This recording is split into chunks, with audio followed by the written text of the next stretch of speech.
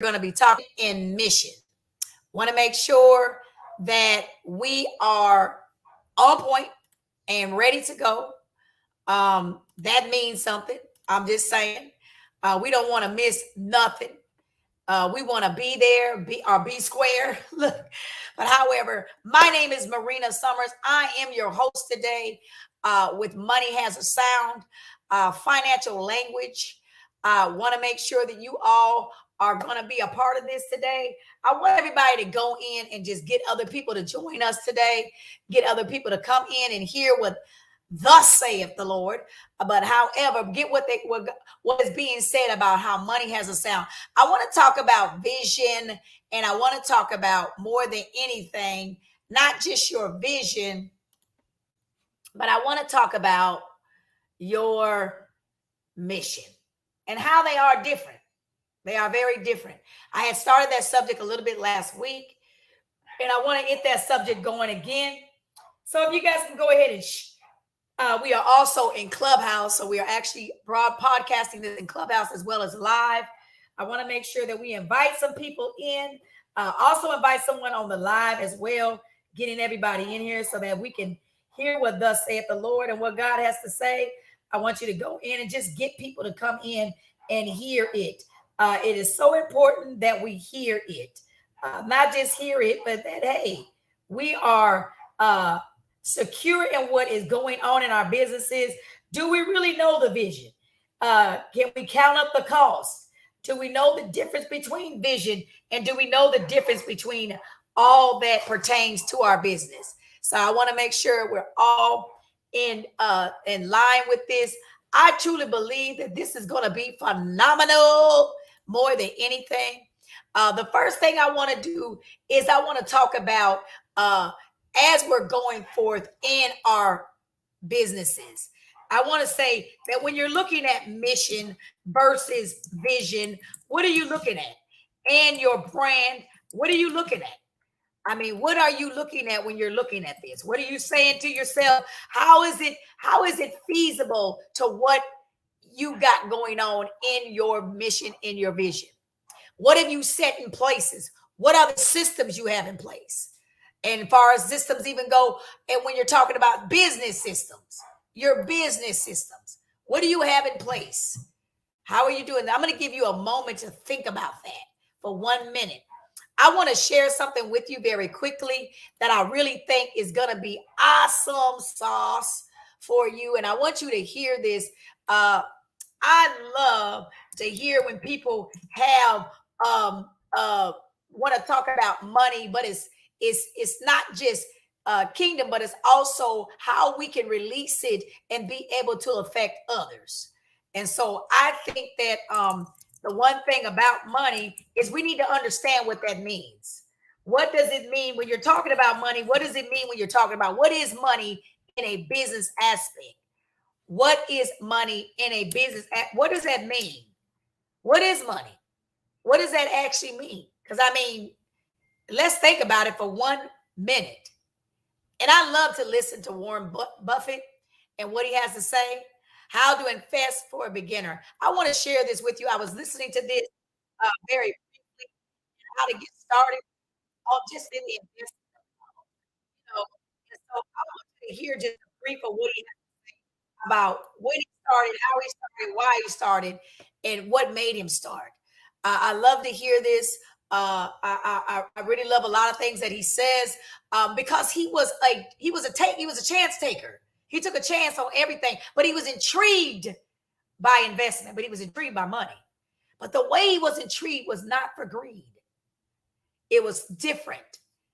He was intrigued more how you could invest it and make it grow. How do you multiply it? So I want to make sure that you all are able to hear this. It is just a small a deal of how and what Warren is talking about, but how he started, when he started, why he started. To me, it all matters. So here we go. I was 11. I just dithered away until when I was 7 and 8, 9. So unfortunately, I didn't get started until I was 11. But I bought my first stock when I was 11, and then I experimented with a whole bunch of things, the timing of stocks and charting and doing all these crazy things. It was a lot of fun, profitless, but a lot of fun. And I did that until I was 19. And I read all the books on investing in the public library and I ate it up. It was fascinating to me, but I had no framework. I was just searching for something. I was hoping that little things on a chart would tell me something about what a stock was going to do. It was kind of crazy, but everybody else was doing it, so I figured I'd do it too. Sometimes you turn the chart upside down, it still wouldn't help. Then in 1949, I read The Intelligent Investor by Ben Graham. I'd never heard of him up till then. And there are really only 2 chapters in that book that are the key to it. But they set my philosophical framework for investing in 3 ways. They're so basic and so simple, it's hard to understand how they could be that important, but the 10 Commandments are simple. The first is that a stock is part of a business. I mean, you can't think of a stock as something different. You value a business, and then you divide by the shares outstanding. But what you have to think about is what kind of a business are you getting into, what are its economic characteristics, who are its competitors, what's its management like, all of these things that relate to a business instead of a little ticker symbol.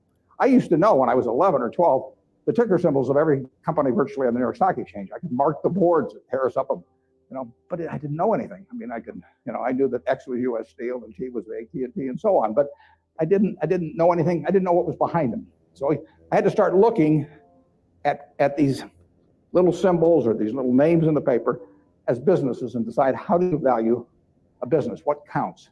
The second thing in the book is that Graham gives you a marvelous set point in terms of how the investor should react to stock market fluctuations. He talks about his mythical Mr. Market in chapter 8. And there's been no better thing written in terms of the investor's attitude toward stock prices.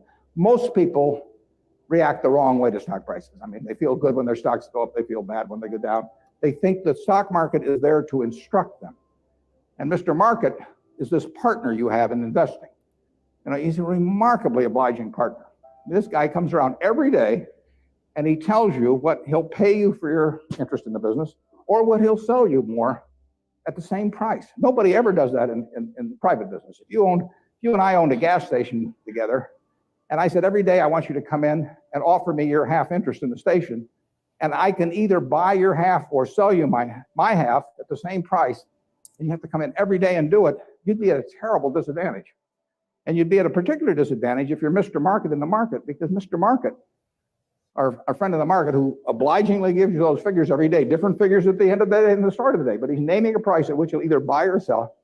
The beautiful thing about him is that this guy is an alcoholic manic depressive. I mean, he is as unsound as they come. He wanders around all day, and looks at the crazy things, and he's going to name all kinds of crazy prices.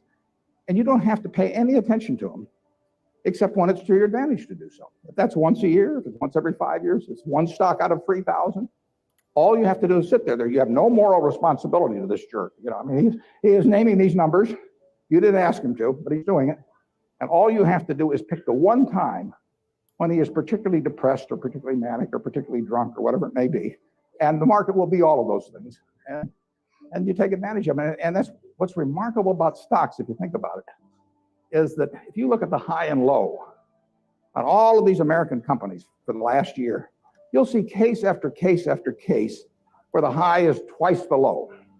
Now that's for sound American businesses running along, paying people, selling goods, and so on. If you go out and look at farmland 10 miles from here, there's no way in the world over a year that the farmland is going to range in value from X to 2X. It doesn't maybe go from X to 110% of X or vice versa. If you look at an apartment house near here and figures on essentially apartment houses like that over a year, it won't move 10% in a given year. But here are the finest of American businesses, and people just name these numbers that go all over the place. And you don't have to play, except when you want to. That's the important thing. And that's what Graham tells you. The market isn't there to instruct you, to tell you anything. The market is there just basically to serve you when you want it to serve you. One of the most important things to remember in stocks, very hard to do, but people have all these feelings about it. The stock doesn't know you own it. You're sitting there with these certificates for Berkshire. The company doesn't even know you own it, and the stock doesn't. It's trading now, and they don't know you own it. So it has no feelings about you. You've got all these feelings about it, but it's just part of a business. If Berkshire is worth 75,000 times 1.5 million shares, roughly 110 billion or something like that.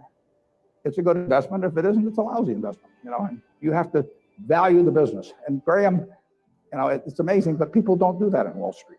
You hear price targets or that kind of thing, but you'd see no one write a paper that says, here's the nature of this business over the next 20 years. What should that business sell for? Forget about what it's selling for. In fact, one of the things I always like to do when I'm looking at investments is I like to look at them without knowing the price. Because if you see the price, it automatically has some influence on you. If you just sit down with the reports, if I get an idea about looking up a company and I get the 10Ks and so on, I would rather not know the price because I'd rather value it without knowing the price. When I used to handicap horses when I was a kid, one of the things I would do is I get the racing form ahead of time. And if there were 9 horses in a race, we'll say, obviously the probabilities of each one winning the race had to add up to 100%. I mean, one horse was going to win the race absent a dead heat or all of them dropping dead on the backstretch. So if you went through the racing form and I would look at the 3rd race at Hialeah, I would try to figure out the percentage chance of each horse winning the race, and that had to add to 100%.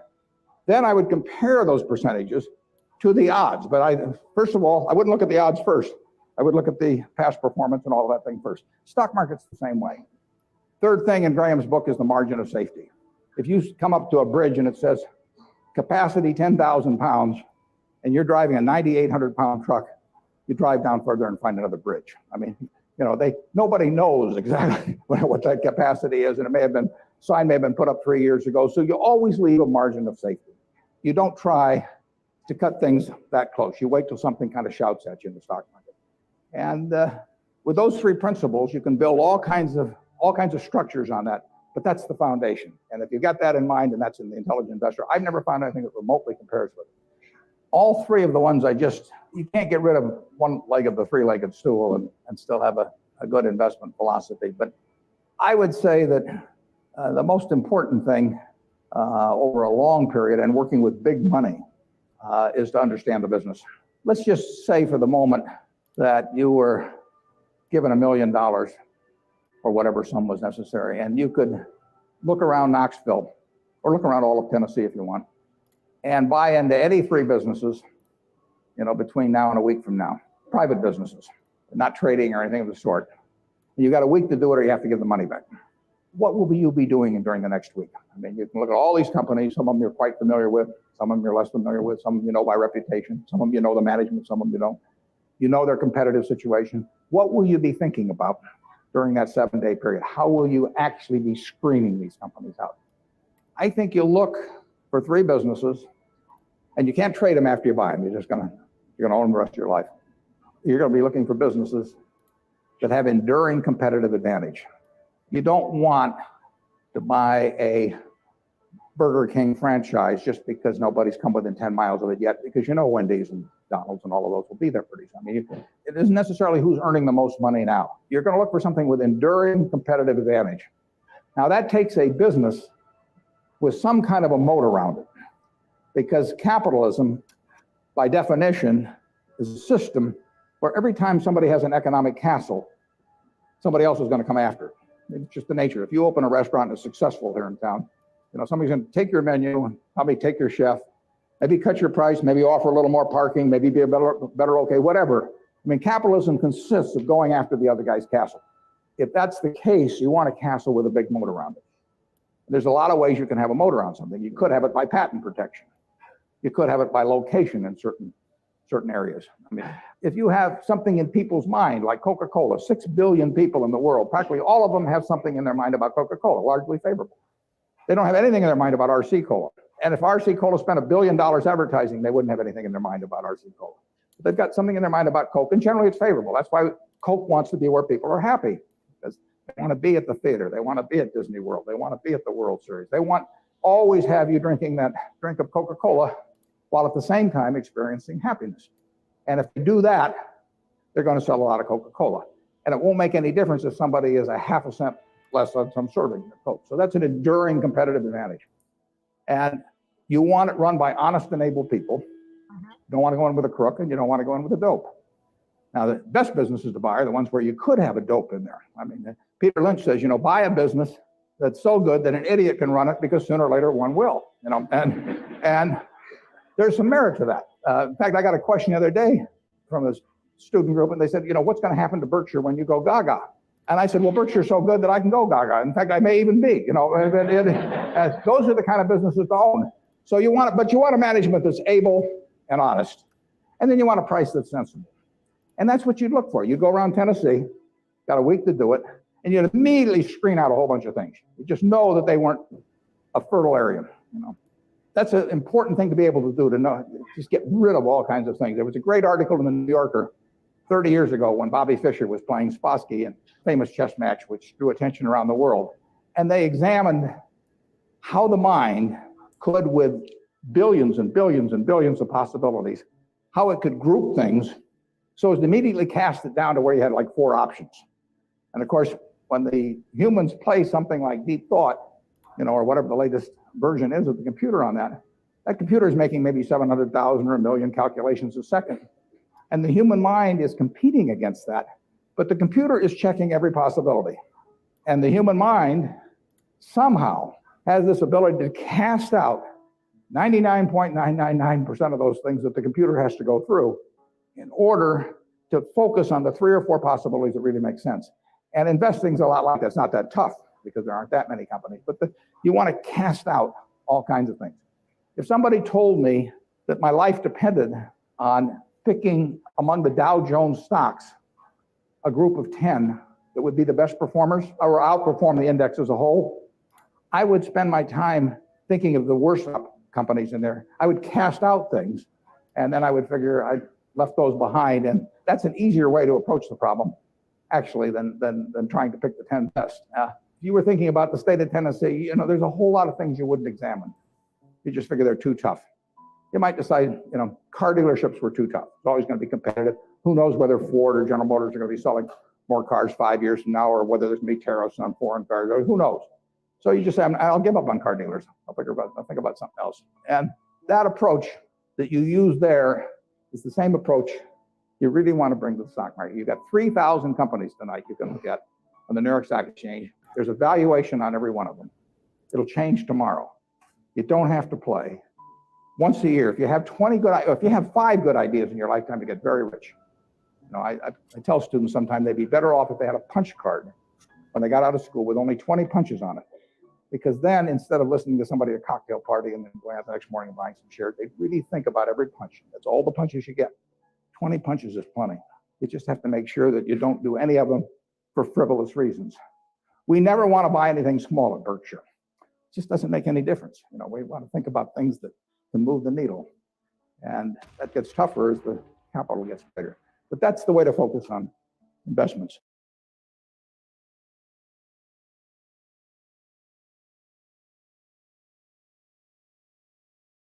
I enjoyed it. That's one thing about us. I think that what we forget is that we live in the world and we still have to look at the real, what is business? How many of you love that? Clubhouse, did you guys love that? How many of you love that? It was awesome just to know exactly what is it are we dealing with? Exactly what is it that we have to do with businesses? I love what he said, we've got to know our business. He was talking about it. You're just making money, but do you know anything about the money you're making? Do you understand what that means? Today, I want to talk to you about vision, mission, and your brand. I want you to know the difference. Knowing the difference is very, very, very important. I want to share some information with you, and I truly believe that it's going to be such a blessing for you as well. And I want you to know what the difference is. I think that when we write down the vision, and it will surely come to pass, I think sometimes we do get it conflicted on what they mean. What are they? And then what are the core values of your company? What are the core values of what you're doing? What does that mean? What is core value? What is your core value? What is your core value? And that really does matter. It matters more than anything.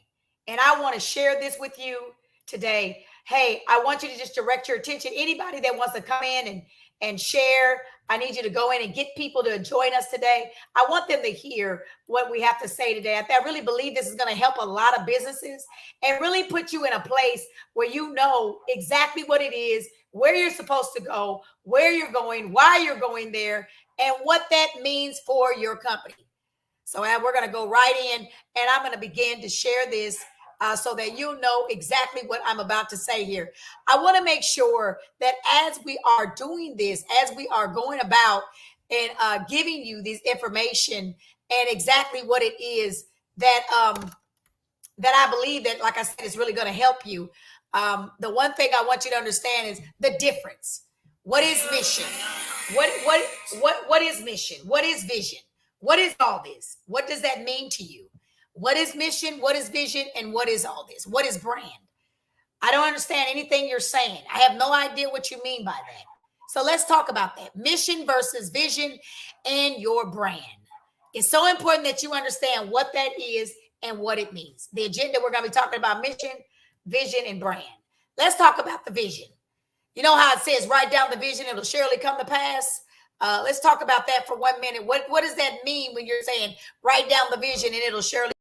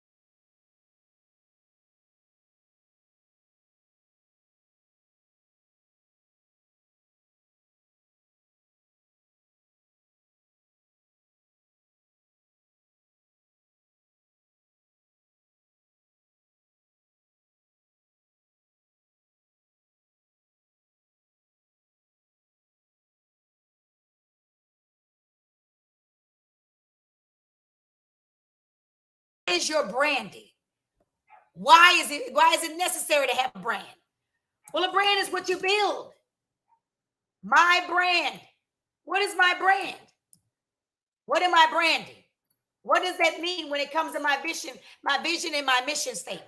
So very important on the product, the logo, the element of your brand, and then what the cost is in it. I want to make sure that you understand the difference between all of this and how important it is. Let's talk about my brand. Tell me, a brand is a product or a business that has a distinct identity in the eye of the consumer. It is created through various elements such as design, packaging, advertising, which collectively sets apart from its competitors. A successful brand effectively communicates the qualities of products, provides the value of the company by giving its competitor advantage in the market. The element of a brand, such as the design, logo, packaging, advertisement, messages, work together to convey a specific message to the consumer.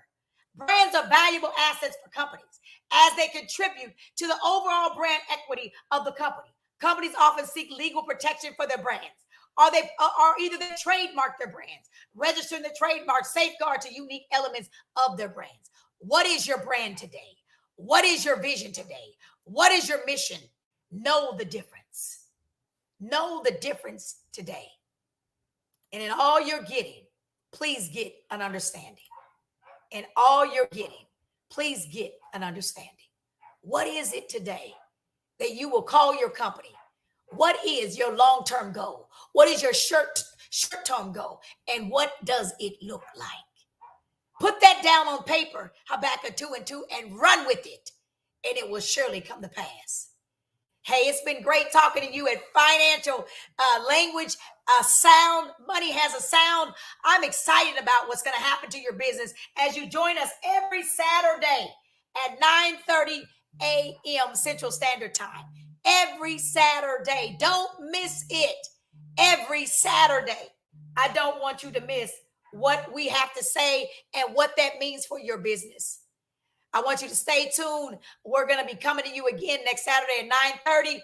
I'm excited. Stay blessed. Write down the vision, and it's surely going to come to pass. This is Marina Summers with Financial Language. Money has a sound.